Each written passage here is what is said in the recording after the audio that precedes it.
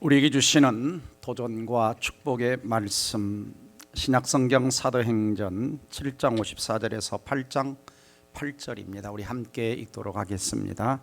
시작. 그들이 이 말을 듣고 마음에 찔려 그를 향하여 이를 갈거늘 스데반이 성령이 충만하여 하늘을 우러러 주목하여 하나님의 영광과 및 예수께서 하나님 우편에 서신 것을 보고 말하되 보라 하늘이 열리고 인자가 하나님 우편에 서신 것을 보노라 한데 그들이 큰 소리를 지르며 귀를 막고 일제히 그에게 달려들어 성 밖으로 내치고 돌로 칠세 증인들이 옷을 벗어 사울이라는 청년의 발 앞에 두니라. 그들이 돌로 스데반을 치니 스데반이 부르짖어 이르되 주 예수여 내 영혼을 받으시옵소서 하고 무릎을 꿇고 크게 불러 이르되 주여 이 죄를 그들에게 돌리지 마옵소서 이 말을 하고 자니라. 사울은 그가 죽임당을 마땅히 여기더라. 그날에 예루살렘에 있는 교회에 큰 박해가 있어 사도 외에는 다 유대와 사마리아 모든 땅으로 흩어지니라. 경건한 사람들이 스데반을 장사하고 위하여 크게 울더라. 사울이 교회를 잔멸할새 각 집에 들어가 남녀를 끌어다가 옥에 넘기니라. 흩어진 사람들이 두루다니며 복음의 말씀을 전할새 빌립이 사마리아 성에 내려가 그리스도를 백성에게 전파하니 무리가 빌립의 말도 듣고 행하는 표적도 보고 한 마음으로 가는 말을 따르더라. 많은 사람에게 붙었던 더러운 귀신들이 크게 소리 지르며 나가고 또 많은 중풍병을 못 걷는 사람이 나으니 그 성에 큰 기쁨이 있더라. 아멘. 자, 오늘 말씀의 제목은 오늘 내가 여기에 있기까지. 자, 가수 노사연이 부른 노래 가운데 만남이 있어요. 만남. 그래서 우리 만남은 뭐가 아니다? 우연이 아니다. 그리고 뒷문장에서는 나의 운명이었다 그러는데 앞뒤가 안 맞아요. 우리 인생은 앞에 우연이 아닌 건 맞습니다. 그러나 우리 인생은 운명은 아닙니다. 우리 인생은 하나님의 섭리죠. 하나님의 뜻 가운데 살아가는 겁니다. 하나님의 인도 가운데 살아가는 것이죠. 그래서 오늘 내가 이 자리에 앉아 있기까지 내 삶에 가장 가깝게는 부모님, 그리고 교회에서는 목회자나 어떤 성도들, 그리고 학교 가서는 선생님, 또 직장 동료, 친구, 누군가 나로 하여금 만나게 하셨을 때는 그 속에 하나님의 섭리가 있습니다. 하나님의 계획이 있어요. 하나님의 뜻이 있습니다. 그래서 우리는 우연히 여기 앉아 있는 것이 아니라 누군가의 눈물, 헌신, 기도, 수고 이런 것들을 통해서 내가 하나님 자녀가 되었고 천국 백성이 되었고 오늘 이 자리에 예배를 드리고 있는 것입니다. 이 땅에 사는 사람들 가운데는 두 종류의 사람들이 있습니다. 생존 지향형 사람과 영생 지향형 사람들이 있습니다. 생존 지향형 사람들은 항상 땅만 바라보고 무엇을 먹을까, 무엇을 마실까, 무엇을 입을까 이렇게 땅만 바라보고 땅의 것에 만족하며 살아가는, 생존만을 위해 살아가는 영생 지향형의 사람은 보이지 않는 하나님을 나의 하나님으로 믿고 그 다음에 썩을 양식을 위해서 살아가지 않고 영생하도록 있는 양식을 위해서 살아갑니다. 그러니까 어떻게 오래 살까가 아니라 무엇을 위해 살까 고민하고 땅에 뭔가를 쌓는 것이 아니라 하나님 나라에 뭔가를 쌓으며 살까를 고민하며 사는 사람입니다. 과연 나는 어떤 사람인가? 나는 땅만 바라보고 사는 생존 지향형으로 인생을 살고 있는가? 아니면 저 하늘을 바라보고 천국을 바라보고 영원한 하나님 나라의 상급을 바라보고 영생 지향형의 인생을 살아가고 있는가? 가까운 우리 동네의 용인 양지에 가시면 순교자 기념관이 있습니다. 저 순교자 기념관 입구에 딱 들어서면 초기 시대 교부 터툴리안이라고 하는 분이 쓴 문구가 그곳에 기록되어 있는데요. 순교자의 피는 교회의 씨앗이다. 그러니까 이 땅에 세워진 교회는 누군가 피로, 누군가 희생으로, 누군가 헌신으로 세워졌다라고 하는 것입니다. 순교라고 하는 것이 뭡니까? 예수를 믿고 복음을 증거하는 일을 하다 고난과 죽임을 당하되 타협이나 배교로 죽음을 피할 수 있었음에도 불구하고 기꺼이 주님을 위해서 죽음을 선택하여 자신을 희생한 행동, 이게 순교죠. 그러니까 이 땅의 교회, 좀 멀리 갈 것 없이 이 땅의 동백사랑에 우리가 한 사람의 교회로 이 땅에 앉아 있는 것은 누군가의 순교의 피가 흘려진 역사의 흔적들이 있었다라고 하는 것입니다. 오늘 우리가 성경에서 읽은 스데반, 최초의 기독교 순교자입니다. 최초의 이 땅에 교회를 세워나가는 순교자죠. 스데반의 순교를 통해서 이때부터 흩어진 사람들이 사마리아에 가서 교회를 세우고, 안디옥에 가서 교회를 세우고, 키프로스 구브로라고 하는 섬에 가서 교회를 세우고, 어마어마하게 교회가 세워지기 시작한 겁니다. 스데반은 이제 오늘 말씀 54절을 보면 사람들에게 하나님 말씀을 창세기부터 쭉 풀어서 솔로몬 성전 시대까지 설교를 하자 사람들이 어떻게 반응을 나타내느냐, 이 말을 듣고 스데반의 설교를 듣고 복음을 듣고 마음에 찔려 그를 향하여 이를 갈았다, 반대했다라고 하는 겁니다.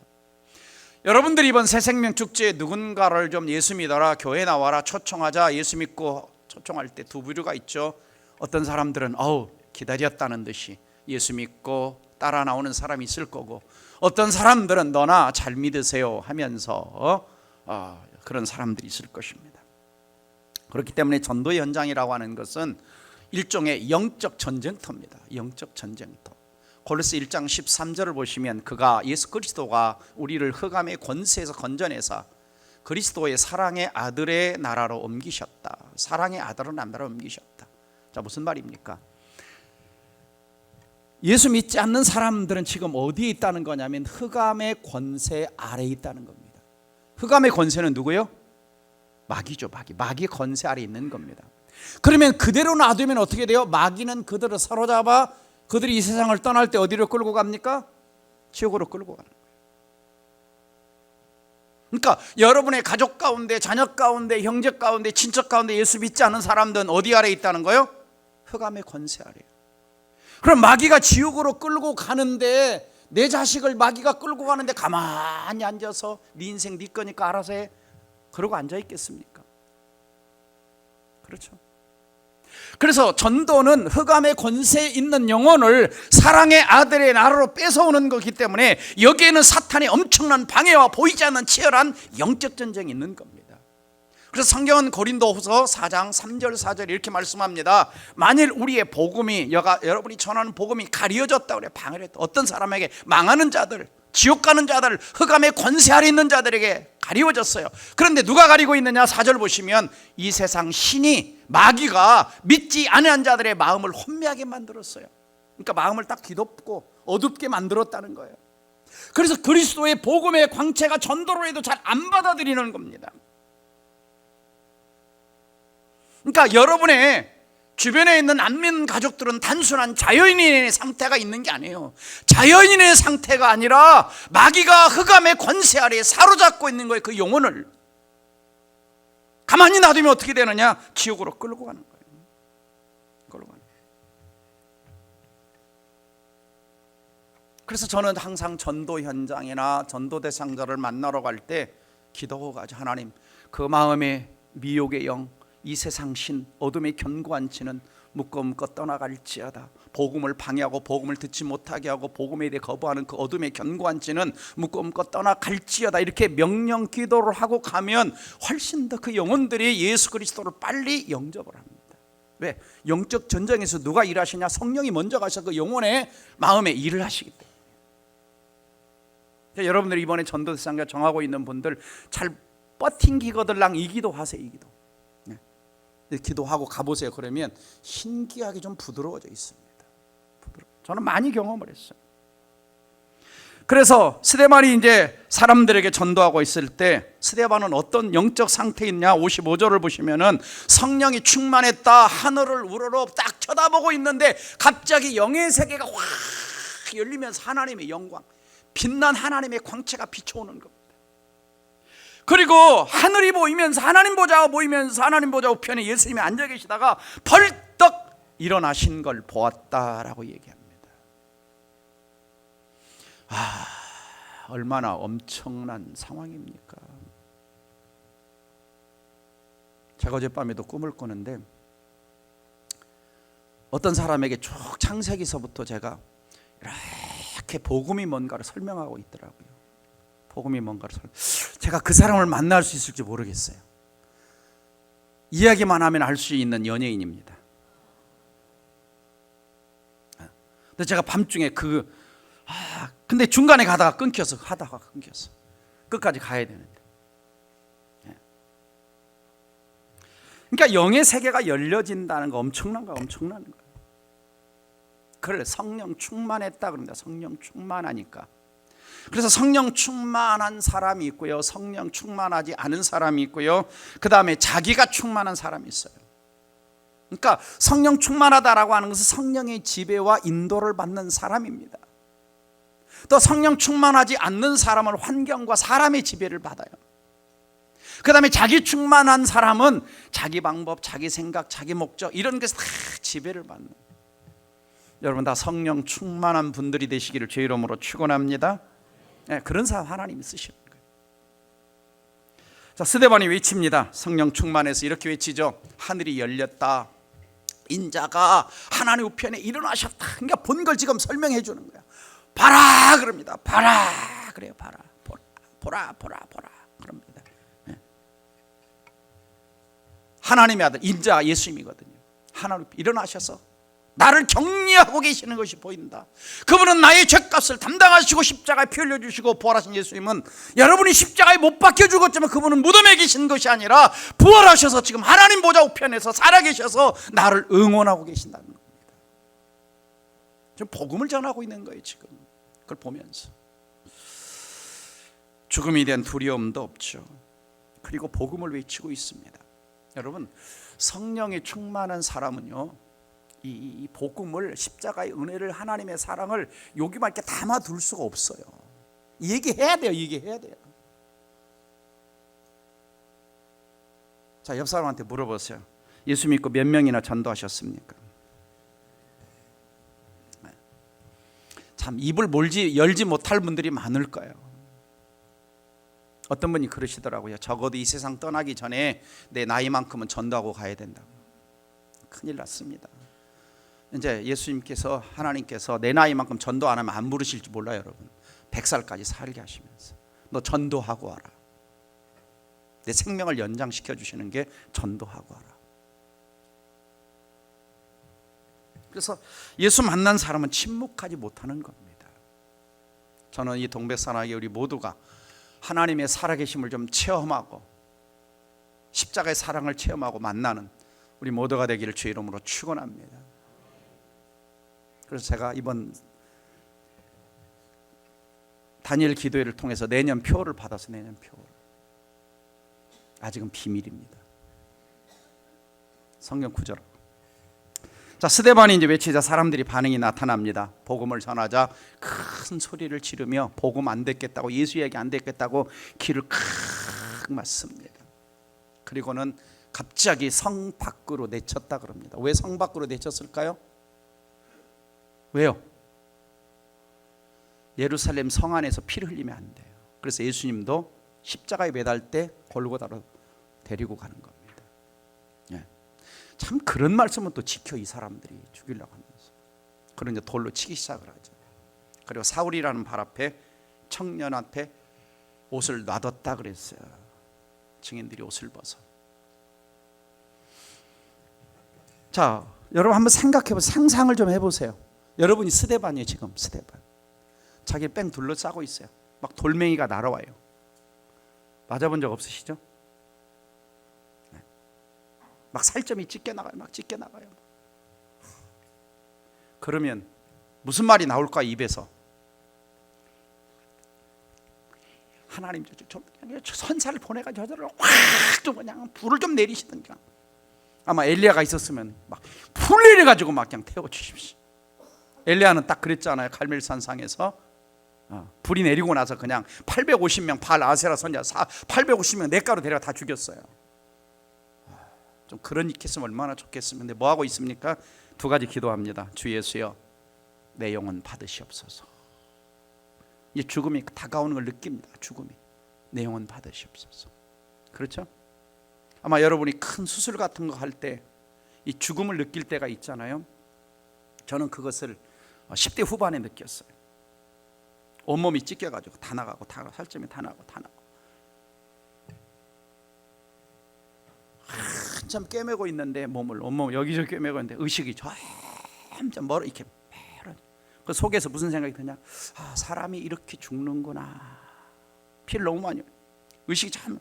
그리고 이제 의식을 잃은 거죠. 27시간 동안 만에 깨어났는데 그때 이제 죽음을 이제 진지하게 느꼈던 게, 그리고 한 달을 누워 있으면서 아, 죽은 다음에 뭐가 있을까 이런 이제 생각들 하면서, 그래서 그때부터 이제 인생이 180도 바뀌었는데 죽음의 터널에서 스데반은 지금 이제 죽음을 임재하고 있는 거예요.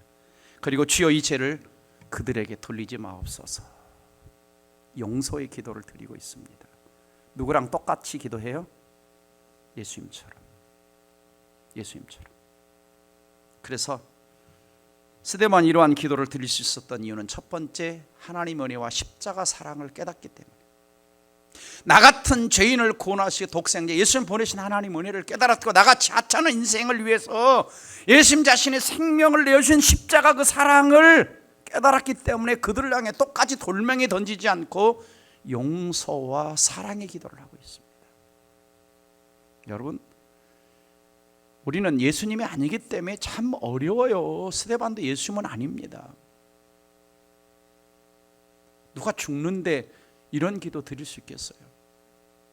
근데 뭐냐? 미움보다 사랑이 컸기 때문에, 고통보다 하나님 은혜가 더 컸기 때문에 그렇게 할 수 있었어요. 저는 하나님의 사랑과 은혜를 깨닫고 처음 시작한 것이 어린이 전도였어요. 1978년도에. 그래서 그때 이제 어린이 전도협회에서 전주 완산교회, 아니 교회 이름이 어디야? 하여간 거기 와가지고 이제 이렇게 어린이 전도하는 걸 가르쳐 주면은 거기 가서 이제 밤마다 이렇게 화요일 밤마다 배워요. 그리고 이제 금요일 저녁이 되면 친구가 저 금국교회를 다녔어요. 저 금국교회. 저 한 90년 된 교회인데, 그 친구네 이제 집에 이렇게 가가지고 거기서 이제 교회 없는 마을에 한 밤길에 한 2-3km 걸어더라. 깜깜한 간밤. 옛날에는 이제 가로등도 뭐 이런 게 없었잖아요. 그럼 이제 시골 마을에 가면 교회가 없어요. 교회가 없고 다 안 믿는 사람. 이제 아이들을 이제 모아요. 그럼 아이들이 한 30명 정도 모입니다. 그럼 이제 융판 붙여가면서 아이들에게 이제 성경 이야기 해주고, 예수 믿고 싶은 사람 손들어 그러면 이제 남으면 이제 글 없는 책 가지고 이렇게 아이들에게 한 명씩 예수 명적기도 하고, 그리고 한 달쯤 지나면 이제 교회 가고 싶은 사람 그러면 이제 저기가 제일 가까워 한 3km 떨어집니다. 그럼 저 교회로 인도를 하는 거예요. 그때부터 시작해가지고 고창으로, 안양으로, 서울로, 노량진으로, 통영으로, 노화도로 하여간 한 대학원 졸업할 때까지 여름과 겨울이면 전도하러 다니는 거예요. 성령 충만한 사람은요 전도하게 되어 있습니다. 그래서 두 번째는 성령 충만했기 때문에 이렇게 용서할 수 있었어요. 그래서 스데반은 믿음과 성령이 충만했고 은혜와 권능이 충만했고 성령이 충만하여 하늘문이 열렸던 것을 볼 수가 있습니다. 그래서 우리 안에 성령 충만하다는 것은 어떤 막 병 고치는 은사가 나타나는 게 아니라, 그것도 나타나겠지만 중요한 것은 영혼이 보이기 시작하는 거예요. 이뤄진 영혼이 불쌍하게 보이는 거예요. 아, 저 영혼이 구원받을 영혼인가 아닌가 보이기 시작하는 거예요. 보이기 시작하는 거예요. 그래서 성령 충만할 때 우리가 전도하게 되는 거예요. 전도하는 거예요. 찬송가 311장에 내 너를 위하여 몸버려 피 흘려 내 죄를 속하여 살 길을 주었다. 너희의 몸을 주건만 너 무엇 주느냐? 너 무엇 주느냐? 이 곡을 가사를 쓴 사람이 누구냐면 프란시스 하버겔입니다. 저 여인인데요. 이제 건강이 너무 안 좋아가지고 이제 독일에 있는 친구 집에 갔는데 친구 집 벽에 저 그림이 걸려 있는 거예요. 에케 호모, 이 사람을 보라라고 하는 그림이 걸려 있는 겁니다. 그리고 그림 밑에 딱 보니까 글귀가 하나 써 있는데, 나는 너를 위해 이 일을 행하였거늘 십자가를 졌거늘 너는 나를 위해 무엇을 하였느냐. 그래서 큰 도전을 받고 쓴 것이 바로 찬송가 311장 가사의 곡을 쓰게 된 것입니다. 과연 우리는 주님을 위해서 무엇을 하고 있는가? 2000년간 기독교 역사를 보면요, 순교자들이 굉장히 많았고, 우리나라도 140년 전에 복음이 들어오기 전에 이 땅에도 순교자들이 많았습니다.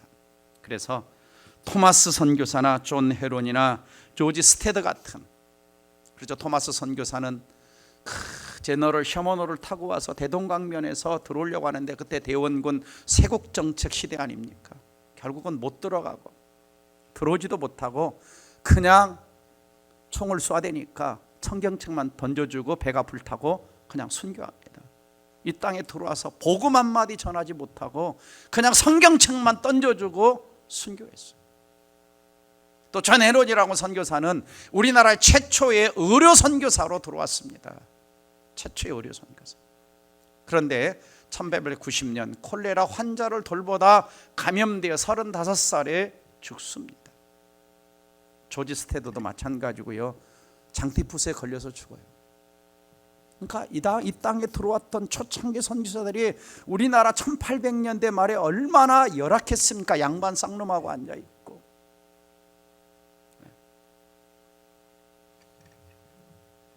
서울 양화진에 한 번쯤은 가보시기 바랍니다. 외국인 선교사들의 묘원이 있죠. 양화대교 끝부분에 있습니다. 한강변에. 여기 가서 보면은 24세 나이에 조선에 와서 9개월 만에 순교한 저 여인 루디 캔들이라고 하는 여선교사의 묘지가 있습니다. 이 여인이 순교하기 전에 미국에 있는 부모님께 다음과 같은 저 편지를 씁니다. 아버지 어머니, 이곳 조선 땅은 참으로 아름다운 곳입니다. 모두들 하나님을 닮은 사람들 같습니다. 그러나 한편에서는 탄압이 심해지고 있습니다. 그저께는 예수님을 영접한 지 일주일도 안 되는 교인 서너 명이 끌려가 순교했고 토마스 선교사와 제임스 선교사도 순교했습니다. 저도 이곳에서 작은 순교의 씨앗이 되기로 결심했습니다. 제가 씨앗이 되어 이 땅에 묻히게 되었을 때 아마 하나님의 시간이 되면 조선 땅에는 많은 꽃들이 피고 그들도 여러 나라에서 씨앗이 될 것입니다. 여러분, 부모인데 부모가 이 편지 받았다고 생각해 보세요. 어떻겠어요? 자기 죽겠대요. 그 먼 나라 가서 죽겠대요. 그럼 부모 뭐라고 했어요? 요즘 같으면 빨리 카톡 보내가지고 전화해가지고 전보 쳐가지고 야 빨리 와도 무슨 소리야 이렇게 할 텐데. 근데 죽겠다고 그럽니다. 그리고 이분의 편지의 글대로 하나님의 시간이 되면 조선 땅에는 많은 꽃들이 피고 여러 나라의 씨앗이 될 것이다. 그래서 그녀의 묘비에 저렇게 써 있어요. 내게 1000개의 생명이 주어진다면 그 모든 생명을 조선을 위해 바치리라. 여러분, 25살의 나이에 여러분 25살에 뭐하고 계셨어요? 좀 저런 마음 좀 가지고 계셨습니까? 그렇죠. 이번에 손정희 장로님이 그러시더라고요. 자기가 그때 뭐하고 있었지? 25살에 30살에 뭐하고 있었지? 그런 얘기를 하셨죠. 고든 스미스가 책을 썼습니다. 소명과 용기라는 책을 썼는데요. 저 책을 보면은 우리에게 3가지 소명인데, 첫째는 모든 사람은 일반 소명을 받아야 된다. 다시 말하면 예수 믿고 신자가 되라는 소명, 가장 이게 기본적인 거다. 그리고 이 소명이 반드시 있어야만이 두 번째 그리스도인이 고유 소명이 있게 되는데, 각 사람에게 구체적으로 주어지는 소명, 즉 세상에서 반드시 나만이 이루어야 될 하나님이 주신 개인의 사명, 이것이 두 번째 고유 소명이라는 겁니다. 그리고 세 번째는 매일매일 내 삶의 현장 속에서 그때마다 하나님이 순간적으로 요구하신 의무나 과제에 대해서, 이것이 일상 소명이라고 이야기합니다. 그래서 가장 중요한 것은 이분이 두 번째 소명. 그래서 매일 우리가 어떤 일을 하든 의사가 되었든 아이를 돌보든 무슨 일을 하든 우리 진정한 소명 중에 하나는 뭐냐? 영혼 구원과 하나님 나라와 하나님의 영광과 연결되어 있어야 한다라고 하는 것입니다. 아마 여러분들이 이번 단일 기도를 통해서 선한병원 목자병원 이창우 장로님의 간증을 들었을 것입니다. 저는 정말 간증을 들으면서 많이 울고 얼마나 부끄러웠는지 모릅니다. 참 목사인데도 못하구나 이런 생각을 많이 했어요. 은혜라 쓰고 빛이라 읽는다. 참 얼마나 많이 공부를 했습니까 저분이. 그 의수를 갖고 뭐 합니까? 저 가난하고 어려운 나라에 가서 병원 세워가지고 도우러 다닙니다. 어떤 때는 병원 다 문 닫고 그냥 하나님 선교지 가라 그러면 가는 거예요. 병원에 돈을 못 벌어도 그 번 돈 가지고 다 가서 쏟아붓는 겁니다. 그게 자기의 소명인 거예요. 고유 소명인 거예요. 자기의 유신. 그것을 위해 돈을 쓰는 겁니다. 그것을 위해 시간을 쓰는 겁니다. 그것을 위해서 병원을 세우면서 병원을 거기에 사용하는 겁니다. 이게 고유 소명을 감당하는 것이죠. 다음 성경을 같이 한번 읽어봅니다. 요한복음 12장 24절 진리죠. 시작. 내가 진실로 너희에게 이르노니 한 알의 밀알이 땅에 떨어져 죽지 아니하면 한 알 그대로 있고 죽으면 많은 열매를 맺느니라. 그렇죠. 이러한 이창호 장로님이나 스데반이나 바울이나 이런 순교자들이 있었기 때문에 오늘 내가 여기 있는 겁니다. 여기 있는 거예요. 그 다음 말씀을 봅시다. 이제 58절 8장 1절 보시면 자 어떤 일들이 일어납니까? 성 밖으로 내쳤다 그랬죠. 그리고 사울이라고 하는 사람이 나옵니다. 청년이죠 아직. 그리고 8장 1절 보면 사울은 그가 죽임당함을 마땅히 여겼다. 죽어도 싸하고 서 있었다는 겁니다. 근데 하나님은 신기하죠. 우리 하나님이 또 잔인하시기도 합니다. 그 죽음의 현장에서 돌멩이 던지는 그 현장에서 죽어가는 모습을 이 사울이라고 하는 청년으로 보게 하시고 그때 사람들이 벗어던진 옷을 들고 있게 합니다. 그때 이 사울이라는 청년은 무슨 생각을 했을까? 도대체 저 사람은 어떤 마음을 가졌길래, 저 안에 예수는 저 사람에게 어떤 의미가 있길래 저렇게 죽어가면서도 자기를 향해 돌을 던지는 사람들의 죄를 용서해달라고 기도할 수 있었을까? 나 같으면 그냥 똑같이 그냥 돌 들고 싸워도 현찮을 텐데. 그렇죠. 결국 하나님은 이 스데반의 순교를 통해서 사울을 준비하시죠. 그래서 다메섹 도상에서 강력한 빛 가운데, 그것도 사람들을 죽이려고 다메섹, 요즘으로 말하면 시리아입니다. 시리아. 거기 가고 있는데 빛이 오면서 하나님이 사울을 만나 주시죠. 더 이상 거부할 수 없었고 예수는 부인할 수 없었고, 그리고 그때부터 그 인생이 깨어져서 박해자, 살인자 사울이 위대한 전도자, 위대한 사도가 된 것입니다. 그리고 마지막은 어떻게 하느냐? 스데반처럼 목이 잘려 순교합니다. 순교해요. 저 교회가 로마에 있는 교회인데요, 저 예배당 앞에 뭐가 있냐면 사도 바울이 최종적으로 죽기 직전에 갇혔던 지하 감옥이 있습니다. 아주 좁은 지하 감옥이 있고요. 그 다음에 저 예배당 안을 들어가서 보면, 제가 2번을 좀 저기를 가봤는데요, 들어가서 보면은 예배당 정면에, 이렇게 우리 예배당 정면에 이 그림이 걸려 있습니다. 섬뜩하죠. 목이 잘려져 있는 그림이 예배당 정면에 있어요. 그 예배당에서 예배 드리는 사람 맨날 저거 쳐다봐야 돼. 물론 이제 기념교회이기 때문에. 참 어떤 때는 우리 하나님 좀 너무한 거 아닌가 이런 생각이 들 때가 있어요. 왜냐하면 하나님 반평생 가는 데마다 두드러 맞고 배고프고 굶주리고 헐벗고 파산당하고 뭐 그러고는 그냥 난 나중에 죽을 때는 좀 편안하게 좀 누리다가 죽지 않나, 그냥 목이 탕 잘려서 우리 하나님이 좀. 근데 우리 하나님은 나중에 고백을 하죠. 바울이 나를 위하여 의의 면류관이 예비되어 있다. 의의 면류관이, 나는 이 땅에서 다 상을 받는 게 아니고 저 천국에서 엄청난 상이 나를 기다리고 있다. 이렇게 고백하고 순교하지 않습니까? 그래서 순교자, 증인이라고 하는 단어는 원어적으로 그 근원이 같습니다. 그래서 순교자, 마르투스, 마티어, 증인이죠. 그래서 사실 우리가 복음을 전하는 것은 뭐와 같냐? 목숨을 건 싸움이에요. 왜? 그 전도 대상자와 싸우는 게 아니고요, 마귀와 싸우는 겁니다. 영적 전쟁인 거예요. 그래서 여러분들이 흐리멍텅한 기도하지 않은 상태에서 전도하면 전도 안 됩니다. 입 싹 닫고 있습니다. 1년 가도 입 한번 안 열어요. 10년 가도 안 엽니다. 100년 가도 안 열어요. 왜? 마귀한테 쳐서. 그래서 성령 충만 받으라는 것입니다. 그러면 내 안에 성령이 전도하게 하시고 그 영혼 안에 성령이 일하시면서 예수 믿게 만드시는 거예요. 이게 2000년간의 기독교 역사입니다. 저는 저를 만나고 저희 교회 안에 신앙생활 하셨던 분들을 많이 기억합니다. 처음에 만날 때 저한테 별 반대.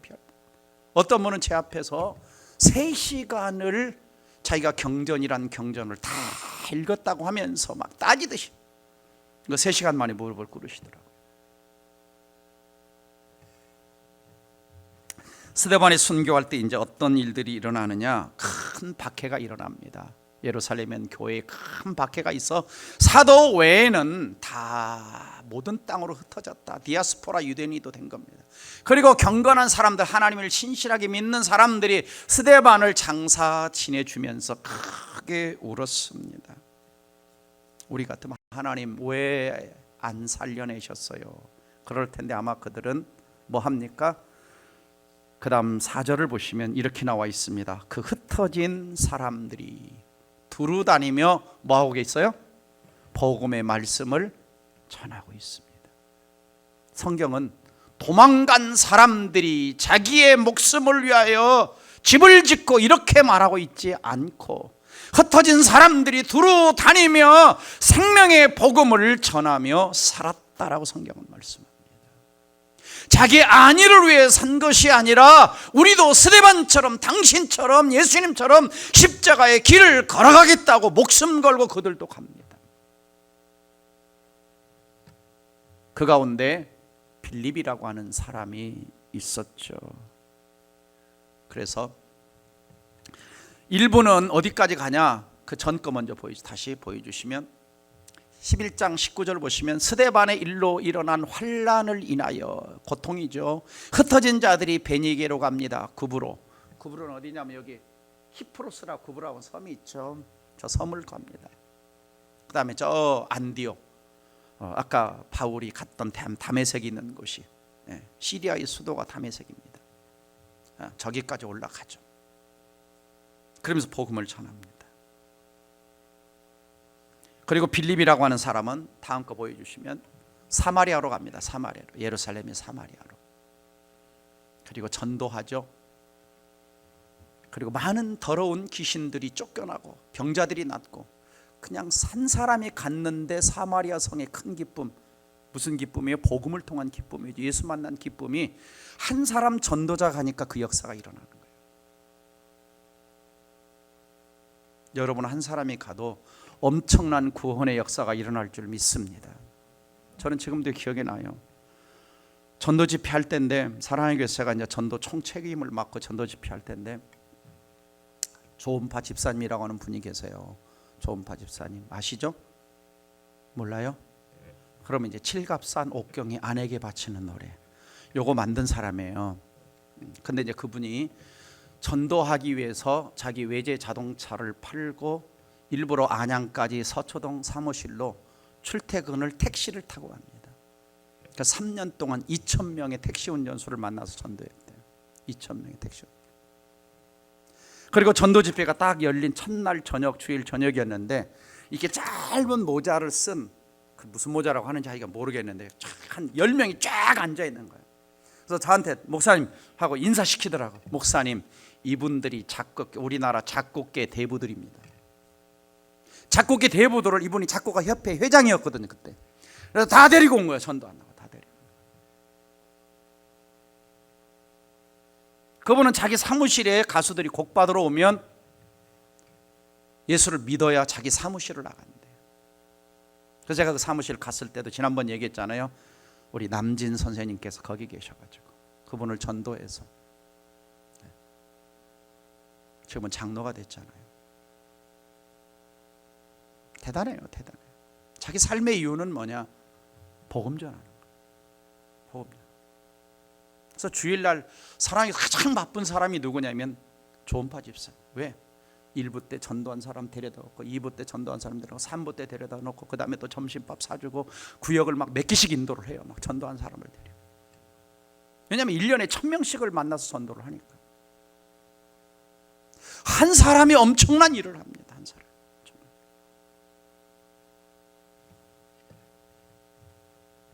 그래서 결국 스데반의 선교는 누구를 키워냈느냐? 위대한 사도, 위대한 전도자 바울을 키워낸 겁니다.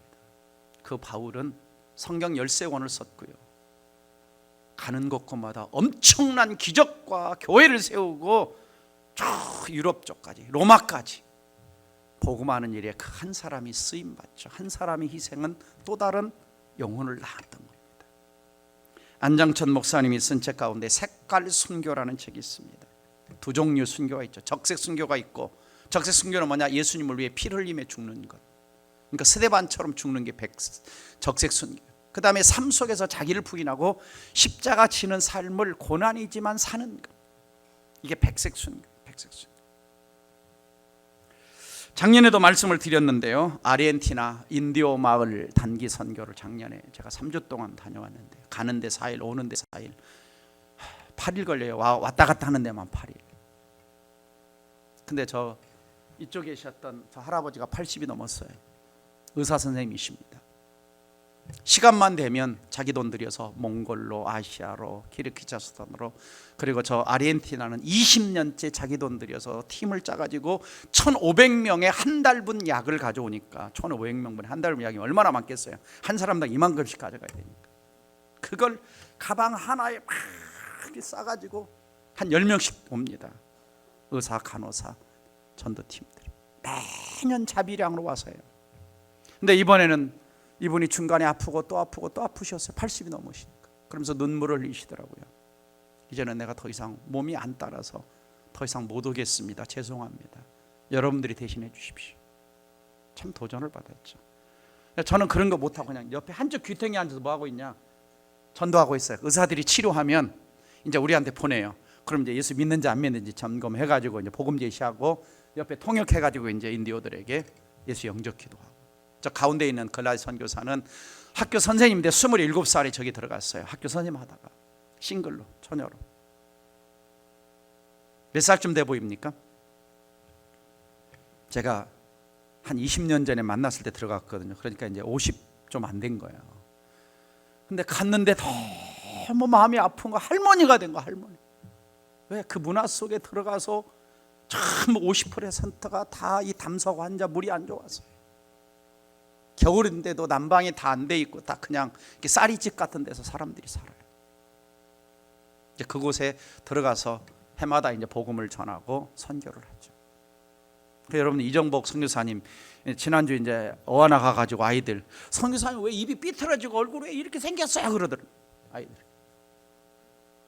거기 선교 갔다 오다가 차가 뒤집혀져 가지고 빗길이 미끄러져서 이제 다 찢기고 했는데, 거기는 차가 하루에 2-3대밖에 안 지나가는 아무도 없는 데인데, 지난번에 한번 설명하셨잖아요.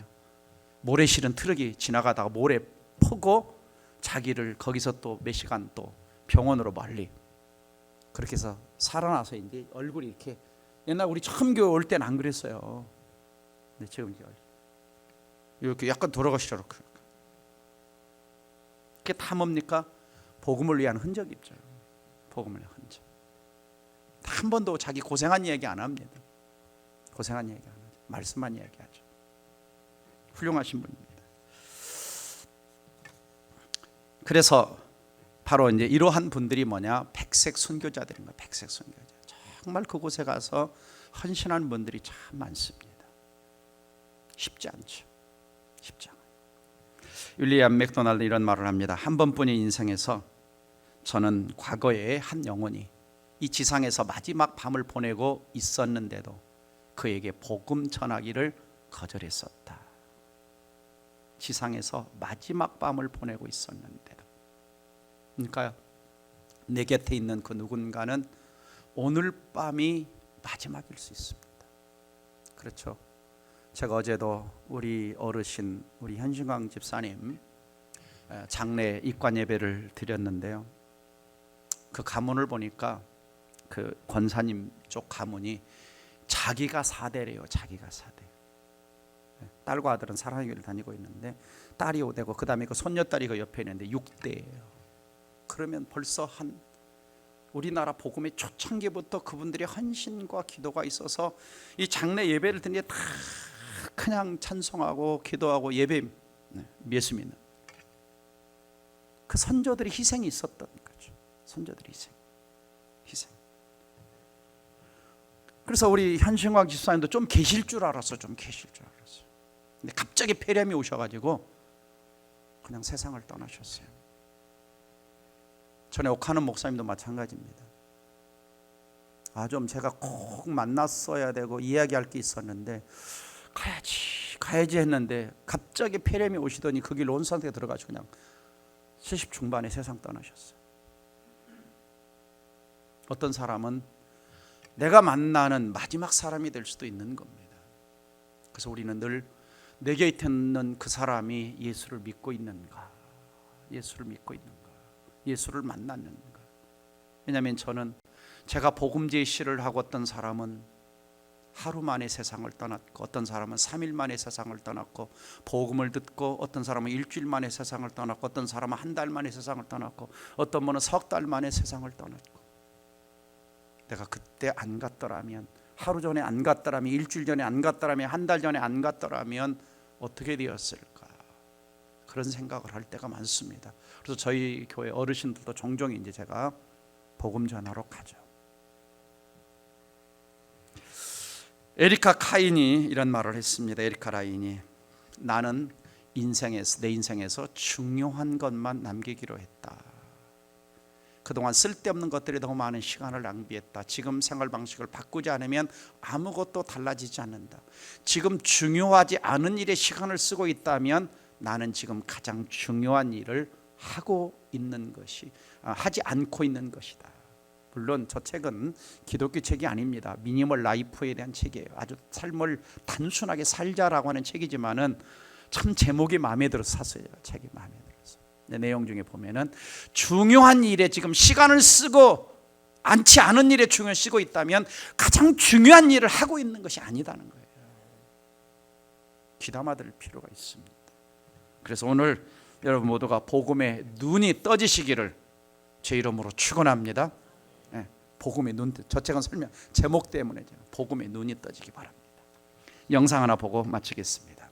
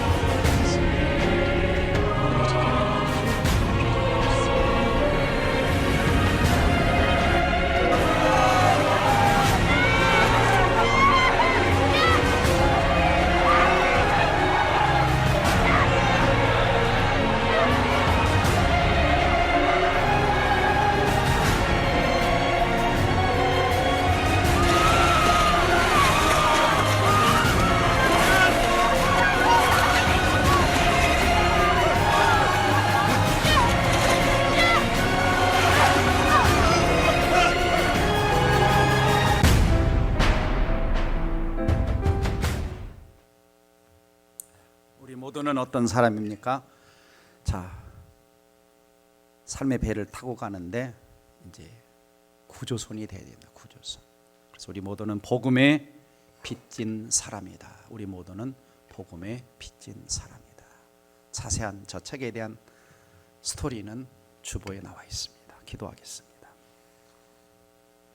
사랑하는 성도 여러분, 내 삶의 배는 단지 유람선으로 항해하고 있습니까? 아니면 생명 구조선으로 항해하고 있습니까? 내 인생은 생존 지향형 인생입니까?